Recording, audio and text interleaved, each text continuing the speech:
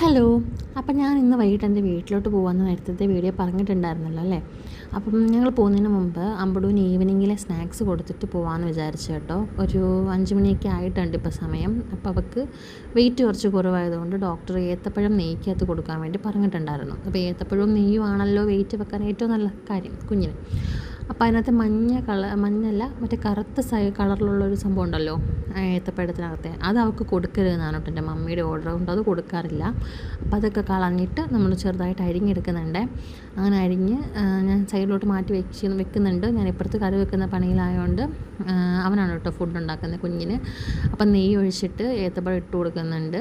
അപ്പോൾ ഏത്തപ്പഴം ഇട്ടിട്ട് കുറച്ചൊന്ന് വഴറ്റും കേട്ടോ. കുറച്ച് നേരം ഒന്ന് വഴറ്റി ഒന്ന് ഇതായി വെന്ത് കഴിയുമ്പോഴാണ് അത് ഉടച്ചു കൊടുക്കുന്നത്. അപ്പോഴായിട്ട് മോള് ഭയങ്കര കിള്ളാണേ. എന്നിട്ടത് ഉടച്ച് അവൾക്ക് ഫുഡൊക്കെ കൊടുക്കും. ഞാനും അവളും കുറച്ച് സ്നേഹത്തിലുള്ളൊരു വൈബാണെങ്കിൽ അപ്പനും മോളും അങ്ങനെയല്ല കേട്ടോ. അപ്പനും മോളും ഭയങ്കര കുശുമ്പും കുസൃതിയൊക്കെയാണ് അങ്ങോട്ടും ഇങ്ങോട്ടും. അങ്ങനെ വഴക്കാണ്, ഒരു ബ്രദർ സിസ്റ്റർ ബോണ്ട് പോലെ കേട്ടോ. അവർ തമ്മിൽ ഭയങ്കര കളിയും വഴക്കും. അങ്ങനെ ഇവനിങ്ങനെ അവളെ പോയി കിള്ളലും അങ്ങനെയൊക്കെയാണ് കേട്ടോ. അപ്പോൾ അവളുടെ ഡയപ്പറൊക്കെ ഞാൻ മാറ്റി കൊടുത്ത് അവളെ അവിടെ കിടത്തിയിട്ടുണ്ട്. ഇനി പാക്ക് ചെയ്യാനുള്ള പണിയുണ്ട്. അപ്പോൾ അവൾക്ക് കുറച്ച് ടോയ്സൊക്കെ കൊടുത്ത് ഞാൻ പാക്ക് ചെയ്യാൻ വേണ്ടി തുടങ്ങി. അങ്ങനെ ഇപ്പോൾ അതെല്ലാം ഞാൻ പാക്ക് ചെയ്തൊരു ബാഗിലേക്ക് മാറ്റി. കുറച്ചധികം ദിവസത്തേക്കായിട്ടോ പോകുന്നത്. നമുക്ക് കുറച്ച് കാര്യങ്ങളുണ്ട്. എൻ്റെ പപ്പയമ്മയ്ക്ക് ഒരു ഷോപ്പ് തുടങ്ങുന്നുണ്ട്. അപ്പോൾ അതിൻ്റെ കുറച്ച് കാര്യങ്ങളും പർച്ചേസിങ്ങിനൊക്കെ ആയിട്ടാട്ടോ പോകുന്നത്.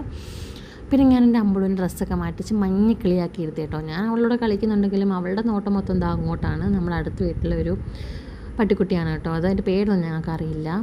ഇങ്ങനെ വരാറുണ്ട്, ഞങ്ങൾ ഫുഡൊക്കെ കൊടുക്കാറുണ്ട്. അമ്പുൾ എന്തായാലും നല്ല കമ്പനിയാണ് അതുമായിട്ട്.